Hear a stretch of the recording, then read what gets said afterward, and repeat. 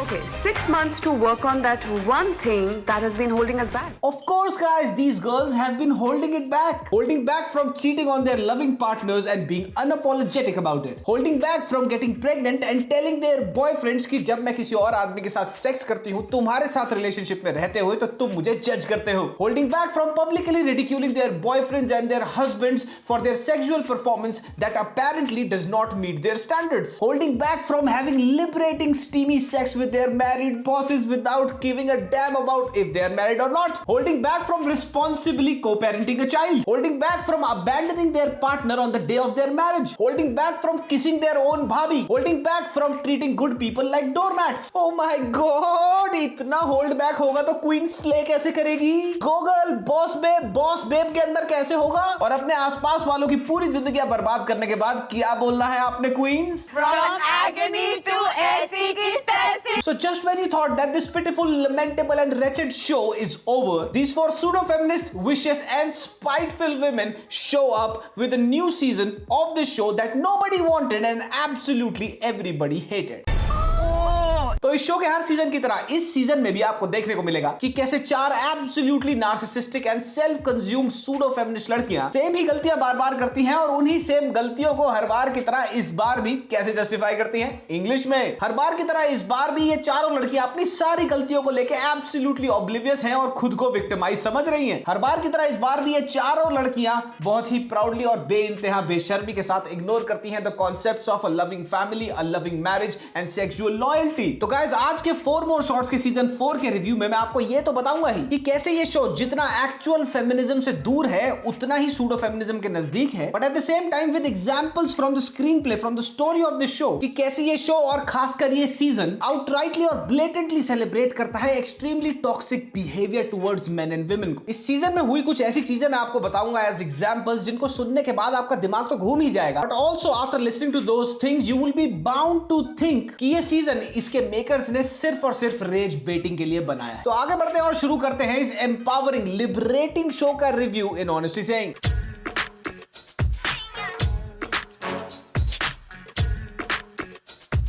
तो आप लोगों की सहूलियत और फ्रस्ट्रेशन को बढ़ाने के लिए मैं सीजन 4 के रिव्यू के साथ साथ ही आपको दूंगा रिकैप सीजन 2 और सीजन 3 का भी, और वो इसलिए so that I can give you a fair bit of an idea that how these 4 women in this show in this story have gotten even more perverse. तो आपको याद होगा दामिनी का कैरेक्टर जो एक ऐसा भयानक और भयभीत कर देने वाला बुरा सपना है जो भुलाए नहीं भूला जा सकता. लास्ट सीजन में दामिनी का character was undoubtedly and hands down one of the most vexatious and unfathomably irritating characters. लेकिन सरप्राइज सरप्राइज, सिंस कंपटीशन बहुत टाइट था, सीजन 4 में इरिटेटिंग दामिनी को डिथ्रोन कर दिया है किसने? इस बब्बू गोशे यानी कि सिद्धि के कैरेक्टर. पिछले 3 सीजन्स में सिद्धि का character extremely privileged and entitled था and at the same time unbelievably underachieving था. लेकिन सीजन 4 में सिद्धि का कैरेक्टर एस्टोनिशिंगली टॉक्सिक और इरिटेटिंग हो गया है, सो मच सो कि अगर आप इसको देखोगे 2 एपिसोड्स में भी, the first thing that you would want to do is enter the TV screen and slap some sense into this character. ये प्रोफेशनली पहले भी कुछ नहीं करती थी, अभी भी कुछ नहीं करती है, लेकिन इसको चाहिए सब कुछ. 7 साल से ये एक लड़के को लगातार गैसलाइट करती आई है और पिछले सीजन में उसी लड़के को ये प्रपोज करती है शादी करने के लिए. अब ये सीजन शुरू होता है सिद्धि की इसी शादी से, and the first thing this blatantly irritating woman does on the day of her marriage, ये कहती है मुझे शादी नहीं करनी, वो लड़का शायद मेरे लिए नहीं है या फिर मैं उसके लिए नहीं हूं, मेरे लिए शायद बाहर कोई और वेट कर रहा हूं. एंड माइंड यू पूरे 7 साल चूतिया बनाती है उस लड़के को ही. इररिस्पांसिबिलिटी और इमैच्योरिटी को रोमांटिसाइज करता है इसका कैरेक्टर. अब ये जैसे तैसे शादी तो कर लेती है, लेकिन इसके बाद शुरू होता है जो आपको शो में देखने को मिलेगा लड़के का नाइटमेयर. इसका पति सेक्सुअली वैसे परफॉर्म नहीं कर पाता जैसा ये चाहती है. अब ये एक रियल प्रॉब्लम है और इस केस में एक ढंग का कपल जिसमें कॉमन सेंस है, दिमाग है, एक दूसरे के लिए एम्पैथी है, सिंपैथी है एक दूसरे की कंडीशन के लिए, वो क्या करेगा? वो कपल आपस में इस बात को डिस्कस करेगा, will try to find a solution to it, and more importantly since ये बात इतनी ज्यादा इंटीमेट है, ये अपने बीच में ही रखेगा, 4 लोगों से डिस्कस नहीं करेगा या फिर उसका मजाक नहीं बनाएगा. लेकिन सिद्धि का कैरेक्टर अपने दोस्तों में तो अपने पति की सेक्सुअल परफॉर्मेंस का मजाक बनाती ही है, बट साथ ही में she decides to make a comedy, stand up comedy set out of him, और वो ये सारे sexually demeaning jokes towards her own husband मारती है in front of a whole crowd, और उस क्राउड का पार्ट होता है उसका पति. हमारे घर में nobody is going down on anyone. वो बंदा कहता है कि यार let's not discuss this is a very intimate thing and you should not be making fun of it. बड़ी ही स्वीटली ये तक कहता है कि कंसेंट ही ले लेती। And just guess what she says, तुम्हारी सेक्सुअल लाइफ के साथ मेरी सेक्सुअल लाइफ भी तो जुड़ी हुई है, मेरा मन है मैं जोक मारूंगी। एक शॉट में इसका हस्बैंड क्लब में इतना ज्यादा एम्बैरेस हो जाता है that he leaves the club, और instead of feeling sorry and being apologetic towards her husband, ये इसको रोकती नहीं है बल्कि अपना सेट खत्म करती है और आगे अपने दोस्तों के साथ ये बोलती है अरे वो तो चला गया, हाँ वो तो पागल है, मजाक उड़ाने लग जाती है और वहीं बैठकर दारू पी रही है। यहाँ बात जेंडर की नहीं है, यहाँ बात है एम्पैथी की, और एम्पैथी भी किसके साथ? अपने पार्टनर के साथ जिसको सपोजिटली तुम बहुत प्यार करते हो। वो बार बार बोलता है कि मत करिए, कम से कम मेरे से पूछ तो ले, ठीक नहीं लगता, लोग ऑफिस में मेरा मजाक उड़ाने लग गए हैं तेरे जोक सुन के, मेरी सेक्स लाइफ पे वो मेरे पीस के बारे में बात कर रहे हैं, उल्टी सीधी चीजें मेरे को गिफ्ट में दे रहे हैं, लेकिन ये नहीं मानती। I've always stood by you, but this time सच में you've really crossed the line. And mind you, this is not the first time in the show that she is doing this to a man. Season 3 में एक लड़का होता है जो इसको comedy सिखाता है और ये फिर ब्रीफली हुकअप करते हैं, फिर सबके सामने जाके ये उसका मजाक उड़ाती है कि उसकी पीपी छोटी है। अब यहीं पे अगर इस शो में कोई लड़का ये बोल देता कि उसकी बीवी के बूब छोटे हैं, उसकी एस नहीं है, and she is not as wild as he wants her to be, तो इस शो को और उस कैरेक्टर को सोशल मीडिया पे क्रूसिफाई कर दिया जाता। But somehow ridiculing and mentally harassing your husband for his sexual underperformance is used in the show as a device of laughter. और पता है ये वाहियात कैरेक्टर ये सब करने का अपने पति के साथ एक्सक्यूज क्या देता है लास्ट में? मुझे लग रहा था कि मेरा स्टैंड अप कॉमेडी करियर खत्म हो जाएगा, मेरे पास सेक्स जोक्स के अलावा और कुछ नहीं था। तो मतलब तुम इतना गिर जाओगे कि तुम अपने लविंग और केयरिंग पति को ही बलि का बकरा बना दोगे। और खाली इसी तरह से ही अपने पति को मेंटली टॉर्चर नहीं करती। शो में एक कैरेक्टर है दामिनी के भाई का, इसकी दोस्ती उसके साथ हो जाती है और ये दोनों साथ में कोई हैशटैग कपल गोल्स का कुछ कंटेंट बनाते हैं सोशल मीडिया पे, और क्या बेचते हैं? They sell sex toys as a couple. एक शॉट में ये एक एड शूट कर रहे होते हैं एक वाइब्रेटर की, और वो शुरू कैसे होती है कि ये दोनों जो दोस्त हैं ये दोनों एक चद्दर के अंदर है और मॉर्निंग कर रहे हैं, और बाहर निकलते हैं और दोनों के हाथ में एक एक वाइब्रेटर होता है। She even dreams of having a threesome with this guy and her husband. ये दोनों सोशल मीडिया पे वायरल हो जाते हैं और एक हैशटैग ट्रेंड करने लग जाता है इनके कंटेंट के साथ, हैशटैग कपल गोल्स कर। अब दुनिया का कौन सा पति, दुनिया में कौन सा ऐसा आदमी है जो ये चीज को लेके, अपनी वाइफ को लेके इस बारे में एब्सोल्युटली कूल होगा और कुछ नहीं बोलेगा? And the husband is so sweet कि वो यहां पे भी पैसिफाई कर रहा है सिचुएशन को, और अभी भी टिमिड हो गए यही पूछ रहा है कि तुम्हें लगता नहीं यार ये ज्यादा हो रहा है, कुछ ज्यादा नहीं हो रहा है, ये तुम्हारे आसपास घूम रहा है? किस आदमी को जो अपनी बीवी या गर्लफ्रेंड से प्यार करता है इतनी ज्यादा किसी तीसरे आदमी के साथ इंटीमेसी उसको बर्दाश्त होगी? सिद्धि के पति के कैरेक्टर को बना दिया है पूरे के पूरे शो की कहानी के अंदर, सो मच सो कि तुम्हारे को जब तुम शो देखोगे यू वुड रियलाइज कि जितना ये कक बनता जा रहा है ना, उतना ही राइटर्स को मजा आ रहा है इस डिप्रेविटी में से। एक शॉट में इसके पति का कैरेक्टर टिपिंग पॉइंट पे आ जाता है, वो रोता रोता बिलखता हुआ ये बोलता है कि 7 साल से तूने मेरा दिमाग खराब कर रखा है, मैंने तेरे लिए हर चीज करी, जब तूने मुझे डोर मैट तक बना दिया मैं तब भी तेरे पास वापस लौट के आया। ये सुन के ये पता है क्या करती है? उसको कंसोल नहीं करती, बिठाती नहीं है, ये नहीं कहती कि चलो मेरे से गलती हो गई, अपना ईगो ऊपर रख के अपनी दोस्तों के साथ गोवा चली जाती है और गोवा में हैंगआउट करती है। फुल ब्लोन हैंगआउट चल रहा है, ऑलमोस्ट सेक्स हो जाता है उसी लड़के के साथ जिसके साथ ये एड्स बना रही थी, जिस लड़के से इसके पति को इससे प्रॉब्लम थी। And this behaviour is being absolutely normalised and romanticised by her friends. उसकी एक दोस्त मना नहीं करती कि तू हमारे साथ अपनी सेक्स लाइफ मत शेयर किया कर, और साथ ही सबकी सारी दुनिया के सामने अपने पति का मजाक मत उड़ाया कर। एक शॉट नहीं है। और ये सब कुछ करने के बाद क्या होता है? ये अपने दोस्तों के पास जाके रोती है और सोचती है मैंने गलत क्या किया। और सारे के सारे मेल कैरेक्टर्स तो इन्होंने बना रखे हैं, तो इसका पति इतनी बेइज्जती, इतनी जिल्लत करने के बाद भी अपनी वापस इसके पास आ जाता है और बोलता है आई एम सॉरी, वो बोलती है आई एम सॉरी, वापस मेकअप हो जाता है। अंजना का कैरेक्टर शो में प्रोमिस्क्यूअस तो है ही, लेकिन साथ ही बॉर्डर लाइन करता है एक्सट्रीमली इररिस्पॉन्सिबल को पेरेंटिंग को, क्योंकि शुरुआत में ये सारी बहनजियां मिलकर एक पैक्ट बनाती हैं और उस पैक्ट के हिसाब से अंजना को ये कहती है कि तुम आंटी जी मत बनो। Anju didi please please please stop being an aunty ji. अब मैं मजाक नहीं कर रहा, शो के हिसाब से, कहानी के हिसाब से आंटी जी ना बनने का मतलब ये है that her friends are telling her to go and sleep around with anybody she wants to. And mind you, this is happening after last season में इसी का कैरेक्टर रिग्रेट करता है for sleeping with her boss, जो English में आके इसको बोल देता है मैं हार्वर्ड से हूं, and she did not even care to check about this thing कि वो मैरिड है कि नहीं है। अब डीनो मौर्य और अंजना के कैरेक्टर में एक अच्छी वेवलेंथ शुरू हो जाती है, एक अच्छी दोस्ती हो जाती है, नजदीकियां बढ़ने लग जाती है, which was absolutely great to see. But then again, while Anjana and Dino Morea's character is clearly sharing a thing for each other, she goes around and sleeps with her salsa dance partner, and then comes back and sleeps with Dino Morea again.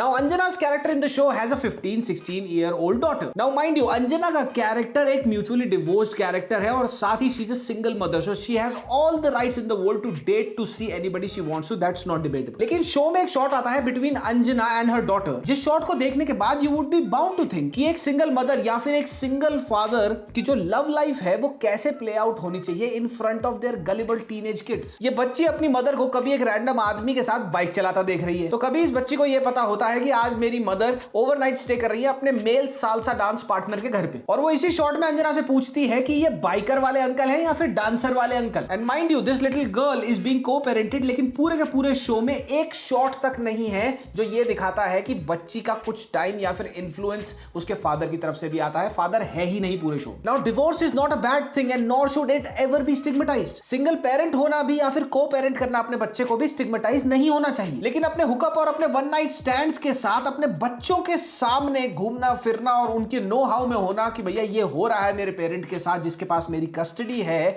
How right is this. अगर कल को वो बच्चा या बच्ची इनकी देखा देखी घर पे 4 लोगों को लेके आने लगे अलग अलग पार्टनर्स के साथ very frequently, so being a parent क्या तुम उनको रोक पाओगे जब वो बोलेंगे आपके भी तो मल्टीपल पार्टनर्स थे. अंजना के कैरेक्टर ने the idea of a loving marriage and a loving relationship को इतना ज्यादा डिमीन कर दिया है. उसका एग्जांपल देता हूं. इसकी टीनेज बेटी बोलती है जो बेसिकली अंजना के साथ यानी कि एक सिंगल मदर के साथ बड़ी हो रही है, वो कहती है कि मैं तो 50 साल की उम्र तक शादी ही नहीं करूंगी. Now that's absolutely fine. शादी करो या ना करो तुम्हारी मर्जी, बच्चे करो या ना करो nobody is to tell you that, तुम्हारी मर्जी. लेकिन ये बच्ची का जो थॉट प्रोसेस है शादी ना करने का, वो आ रहा है अपनी मां के रिपीटेड और फेल्ड मल्टीपल रिलेशनशिप्स को देखकर. And not once does Anjana's character tell that little girl कि जरूरी नहीं है कि हर शादी खराब ही हो और शादियां जरूरी नहीं है कि खराब इंस्टीट्यूशन है. आपको जामुनी बाल महिला मंडल वाले बोलेगी बच्चा हो गया तो should we stop living our life. तो इसका आंसर यही है that if as a mother और a father you decide to bring a child into this world, उसकी अपब्रिंगिंग तुम्हारी रिस्पॉन्सिबिलिटी है. वो क्या सुनता है, देखता है, करता है, तुम्हारी रिस्पॉन्सिबिलिटी है till the time they turn an adult. और जैसे कि हर फीमेल का जो मेल काउंटर पार्ट है इस शो के अंदर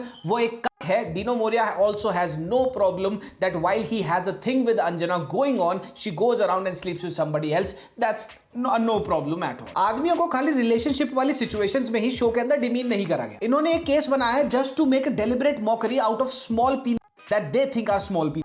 अंजना शो में एक बंदे का केस लड़ती है जिसकी एक्स वाइफ उसके पीस का मोल्ड बना लेती है और फिर उस मोल्ड को यूज करके वो डिल्डोस बनाती है और उसका नाम रखती है मिनी. अब सिंस इस आदमी की एक्स वाइफ पैसा बना रही होती है डिल्डोस बेच बेच कर, तो वो आता है केस लेके कि भैया ये सिंस मेरे पीस का मोल्ड है तो मेरे को इस पे ट्रेडमार्क होना चाहिए. पहली बात तो इन्होंने जानबूझ के ये अब्सर्ड सा केस बनाया, but that's not the worst part. The worst part is कि जब अंजना अपने क्लाइंट को, जो आदमी होता है, उसको डिफेंड कर रही होती है, तो उस आदमी के पीस के साइज की, इनफैक्ट सारे आदमियों के पीस की साइज की, इंडियन मेन पीस बार बार बोला जाता है, वहां पे इतना साइज है उतना साइज है, छोटा है, उसको रिडिक्यूल करा जाता है वहां बिठा के. And it's a very lengthy shot. तभी मैंने शुरुआत में बोला था इस वीडियो के that this show this season at the expense of men rage bait कर रहा है. बस एक और एग्जांपल देता हूं of how this show orgasms very hard at the idea of men who are mentally weak and have absolutely no self respect. ये है दामिनी का कैरेक्टर और इस कैरेक्टर ने पिछले 3 सीजन से डेट किया है प्रतीक बब्बर के कैरेक्टर. ये प्रतीक बब्बर के साथ एक कमिटेड रिलेशनशिप में होती है. Then she cheats on Prateik Babbar with her gynaecologist जो होते हैं Milan Suman and she ends up getting pregnant. Prateik Babbar को इसकी प्रेगनेंसी के बारे में पता चलता है, लेकिन being an astoundingly good boyfriend, I don't know how which man will do this, वो कहता है कि भैया हम मूव ऑन कर जाएंगे, I am ready to forget about this. लेकिन इसी बीच दामिनी का हो जाता है मिसकैरेज. अब वो सीजन 3 में अपने मिसकैरेज का ट्रॉमा डंप करती है प्रतीक बब्बर पे, वो भी वो ले लेता है और वो एक कंडीशन सेट करती है कि जब तक मैं इस ट्रॉमा से बाहर नहीं आती we can not have sexual intercourse. And he very well understands this and complies with it just like any man should. वो कहता है ठीक है हम सेक्स नहीं करेंगे, लेकिन look at the audacity of this woman. Damini Prateik Babbar के कैरेक्टर पे एक बार फिर से चीट करती है in season 3 with an influential politician son. और जब ये उसको पकड़ लेता है तो उसको कहता है तू सीरियल चीटर, और वो आगे से पता क्या कहती है, कहती है मैं हूं विक्टिम असली, तू तो मेरे को ब्लेम करता है, मेरे को जज करता है, इसलिए मैंने चीट किया. अब इतना कुछ हो गया प्रतीक बब्बर के कैरेक्टर के साथ, इस लड़के के साथ सीजन 3 में, तो तुम्हें लगेगा कि सीजन 4 में ये आउट हो जाएगा सीन से, because any self respecting man is not going to return to this woman. But guess what, Prateik Babbar एक दूसरे लविंग रिलेशनशिप में होता है, उस लविंग लड़की को छोड़ के वो दामिनी के पास वापस आ जाता है और ये भी बोल देता है सॉरी. वो वहां से बोलती है सॉरी, ये यहां से बोलता है सॉरी, दोनों दोबारा से मेकअप कर लेते हैं. I mean dude where is your self respect. ये है फीमेल टाइगर श्रॉफ यानी कि बानी जे. और मैं बानी को फीमेल टाइगर श्रॉफ इसलिए कह रहा हूं because her acting range and her acting ability is just as good as that of a dumbbell. चारों सीजन में इसने पता डायलॉग कैसे बोले,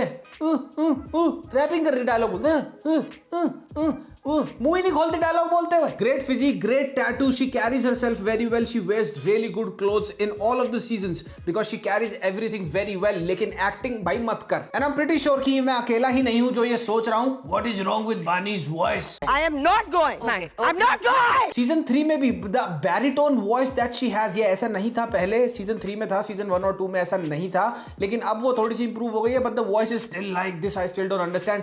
may be Bani you need to lay off the body building steroids. Bani के कैरेक्टर का thought process भी उसकी सेक्सुअलिटी की तरह कंफ्यूज्ड ही है। वो पिछले सीजन में लीजा रे के कैरेक्टर पे, जिम शार्प के कैरेक्टर के साथ तो रिपीटेडली चीट करती ही है, लेकिन जब लीजा रे शादी करने के लिए तैयार हो जाती है बानी के साथ लास्ट सीजन में, वो शादी के मंडप से ही भाग जाती है। और इस सीजन में जब लीजा रे उसको फोन करके ये बताती है मेरे को अपना लाइफ पार्टनर मिल गया है, मैं किसी और लड़की से शादी कर रही हूं, तुम्हारे को आना है, तो वो उस शादी में जाने से पहले 10-14 बंगले, मुझे जाना चाहिए, नहीं जाना चाहिए, ये अबे तू पागल वागल है क्या थोड़ी सी? तूने तो छोड़ दिया था ना उसको। ऑल्सो बानी का कैरेक्टर इतना ज्यादा प्रोमिस्क्यूअस और इतना ज्यादा डीजेनरेट रह चुका है कि बानी का कैरेक्टर सीजन 2 में अपने सगे भाई की बीवी के साथ मेकआउट करता है। अपेरेंटली इन दोनों का रिलेशनशिप होता है इसके भाई के साथ शादी से पहले, लेकिन शादी से पहले जो भी था उसको वहीं खत्म करा जा सकता था। अब अपने भाई की जिंदगी को क्यों खराब करना? Bani's character also hooks up with a girl who is asexual, मतलब उस लड़की को कडलिंग चाहिए होता, साथ चाहिए होता, लेकिन सेक्स में इंटरेस्टेड नहीं होती। तो बानी उससे ये पूछती है कि अगर कोई तुम्हारे साथ रिलेशनशिप में हो और तुम्हारे से वो फिजिकल इंटीमेसी चाहता हो तो वो क्या करे? So in reply to this that woman tells Bani कि मेरा पार्टनर बाहर किसी और के साथ, तीसरे आदमी या तीसरी औरत के साथ जाके सेक्सुअली इंटीमेट हो सकता है, और जब भी उसको वापस आना हो वो वापस आए, हम रिलेशनशिप में तो रहेंगे ही, वो सेक्सुअल इंटीमेसी तीसरे बंदे से ले सकता है। Can anybody make it make sense for me? Just pay attention to the fact that the writing of this very season subtly and consistently throughout the runtime of the show demeans men in one way or another. इस show का idea of feminism and idea of liberation of female desires इतना ज्यादा jaded है, इतना ज्यादा खराब है कि इस शो की राइटिंग इन चारों फीमेल कैरेक्टर्स को खाली फ्लॉड ही नहीं दिखा रही। फ्लॉड हर कोई होता है, there is no problem at all with being flawed, but there is surely a problem with you being consistently demeaning towards a gender. ये चाहते तो इस सीजन में ये दिखा सकते थे कि इनसे ये गलतियां हुई पिछले 3 सीजंस में, लेकिन ये कैरेक्टर्स अब मैच्योर कर गए हैं, आगे बढ़ गए हैं। लेकिन इस सीजन में you will find all of these characters nearly making the same mistake again and again. Last में ये थोड़ा सा रिपेंट करते हैं, लेकिन वो 7वें जाके एपिसोड में है, उससे पहले 6 एपिसोड्स में they are doing the same consistent mistakes which they have made knowingly again and again. इन चारों औरतों के कैरेक्टर्स में से the sense of self appreciation जो है वो कहां से आ रही? वो अपनी अचीवमेंट या फिर अपनी जो पुरानी करी हुई गलतियां थी उनको सुधार के कोर्स करेक्शन से नहीं आ रही। They are in fact after ruining lives of everybody around them, they are consistently shown celebrating. इनकी जो सेल्फ अप्रिसिएशन की फीलिंग है वो इनके कैरेक्टर्स में आ रही है, आपको ये बता के कि देखो अगर आदमी गू खाएगा, आदमी चुतियापा करेगा तो हम भी उससे ज्यादा चुतियापा करते हैं, और अगर आप हमारे को चुतियापा करते देखो और हमारे को कॉल आउट करो तो हम आपको मिसोजिनिस्ट बोलेंगे। This is the whole idea behind writing these 4 characters. मैंने पहले भी इसके दोनों सीजंस के रिव्यू में ये बात बोली है कि अगर कोई चीज जेंडर न्यूट्रल है ना असलियत में, तो वो टॉक्सिसिटी है। एक आदमी भी उतना ही टॉक्सिक हो सकता है जितनी एक औरत, और एक औरत भी उतनी ही टॉक्सिक हो सकती है जितना एक आदमी। And I am pretty sure there are millions of learned women out there who use their common sense and can call out the stupidity and toxicity shown in this show. Looking down upon the idea of marriage, looking down upon the idea of staying loyal to your partner, looking down upon the idea of supporting your partner. ये सारी की सारी चीजें इस show में दिखाई जा रही हैं, सेलिब्रेट करी जा रही हैं, in fact one season after another, and they think that people absolutely fall for it, they absolutely love it and appreciate it. इस शो के टैगलाइन में कहा तो जाता है कि एक lasting friendship, a friendship forever, लेकिन आप इस पूरे के पूरे शो का कोई भी सीजन उठा लो, इसी कंक्लूजन पे पहुंचोगे कि ये आपस में ये दोस्त ही है जो एक दूसरे से गलत काम करा रहे हैं। इस सीजन के शुरुआत में पैक्ट बनाते हैं, they literally push each other to be degenerates. But anyway भैया मुझे पता है ये 7 एपिसोड मैंने कैसे, ये जहर का प्याला मैंने कैसे पिया है। Thank God ये फिनाले था, फाइनली ये लास्ट जली। एंड आई नो आप सबने कमेंट में भी बता दिया है, मैंने भी देख लिया है, ध्रुव राठी भाई साहब की बहुत ही इंटेलेक्चुअल धुरंधर को बैश करते हुए, प्रोपोगेंडा बनाते हुए वीडियो आ चुकी है। I have started cooking it up. आधे एक दिन का टाइम मुझे और दे दो, ये वाली वीडियो को तब तक एंजॉय करो। अगर तुमने ये शो देखा है कमेंट सेक्शन में कमेंट करना, बिकॉज जब मैं वो वीडियो लेके आऊंगा वो मैं फुली बेक्ड वीडियो लेके आऊंगा, हाफ बेक्ड नहीं लेके आऊंगा। हर पॉइंट टू पॉइंट ध्रुव भाई साहब को केटर करा जाएगा, चमाट पे चमाट बजाया जाएगा। और मैंने तुम्हें कहा था ना भैया, बागबान को नजर लग गई बागबान को नजर। अब तो मुझे भी नहीं पता कि मैं इस साल से पहले उसको ड्रॉप करूंगा कि नहीं करूंगा, लेकिन उम्मीद नहीं छोड़नी चाहिए ना। तो ये वीडियो आपको कैसे लगी कमेंट सेक्शन में कमेंट करते जाना, और कल और परसों के बीच ध्रुव राठी साहब का रिप्लाई आ जाएगा धुरंधर के लिए, उसकी वेट जरूर करना, जबरदस्त होने वाला है, वो धमाकेदार बना के लाऊंगा। एनिमल में भी मैंने किया था, यहाँ पे वो थंबनेल लगा देता हूँ, जिसको नहीं पता वो जाके उसको देख लेना। तब तक के लिए मामा मियां लजाने पप्पी, बाय बाय।